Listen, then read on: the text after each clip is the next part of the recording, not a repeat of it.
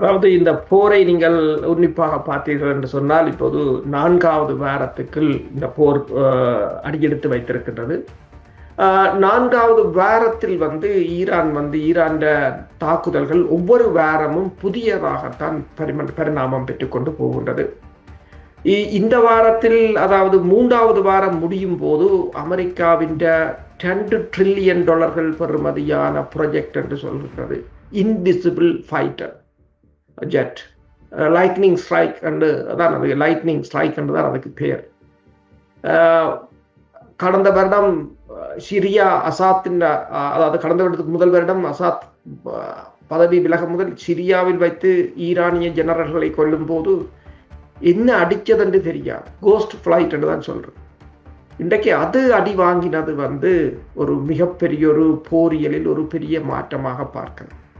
அதற்கு பிறகு நீங்கள் பார்த்தால் இந்த சனிக்கிழமை டிமோனா மற்றது ஆரோட், இந்த 2 பகுதிகளிலும் இருக்கின்ற இஸ்ரேலின் மிகவும் பாதுகாப்பான அணு மின்னுலை மீதான தாக்குதல், மின்னுலைக்கு பக்கத்தில் இடம்பெற்ற தாக்குதல். அடுத்தது டியாகோ காசியா மீது ஏவப்பட்ட ஏவுகணை. அது ஈரான் இப்போது மறுத்திருக்கிறது. ஆனால் அதை மேற்குலக நாடுகள், இப்ப அமெரிக்கா அதை ஈரான் அடித்ததே கூறுகிறது. கிட்டத்தட்ட 4000 கிலோமீட்டர், அதாவது இடைத்தூர பாலிஸ்டிக் மிசைல்ஸ் என்று சொல்றது. அப்படி இவ்வாறு அந்த அந்த அதாவது ஒரு உலகத்தின் சூப்பர் பவர், அந்த சூப்பர் பவர் கிட்டத்தட்ட 3 வாரங்களாக அந்த போர் முனையில் ஒரு அந்த போரை இழந்து விட்டதாகத்தான் பலரும் கூறுகிறார்கள். அமெரிக்கா முதல் வாரத்திலேயே அந்த போரை இழந்து விட்டதாக, இப்போது ஈரான் தான் அந்த போரை கொண்டு நடத்துவதாக கூறுகிறார்கள்.